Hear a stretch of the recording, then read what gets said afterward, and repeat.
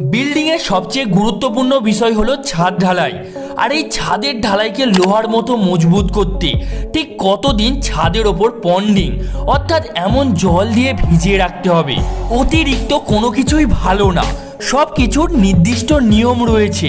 Is code 456 অনুযায়ী অবশ্যই আপনাকে মিনিমাম 7 দিন পর্যন্ত ঠিক এমনভাবে পন্ডিং অর্থাৎ জল দিয়ে ভিজিয়ে রাখতে হবে। কিন্তু বর্তমানে ছাদ ঢালাইয়ের সময় কংক্রিটে অ্যাডমিক্সার অর্থাৎ ওয়াটারপ্রুফিং কেমিক্যাল মেশানো হয়, তাই ছাদ ঢালাইয়ের পর আপনি যদি সিমেন্ট বালির মশলা দিয়ে এমন বাঁধ তৈরি করে 10 দিন পর্যন্ত জল দিয়ে ভিজিয়ে রাখেন তাহলে খুবই ভালো হবে। তবে হ্যাঁ, পিপিসি সিমেন্ট দিয়ে যদি ছাদ ঢালাই করেন সেক্ষেত্রে অবশ্যই আপনাকে 14 দিন পর্যন্ত ছাদটাকে জলে ভিজিয়ে রাখতে হবে। কিন্তু যারা যারা ভাবছেন পিপিসি সিমেন্টটা আবার কি, তারা অবশ্যই এই ভিডিওটা দেখে খুব সহজেই ব্যাপারটা জেনে নিন।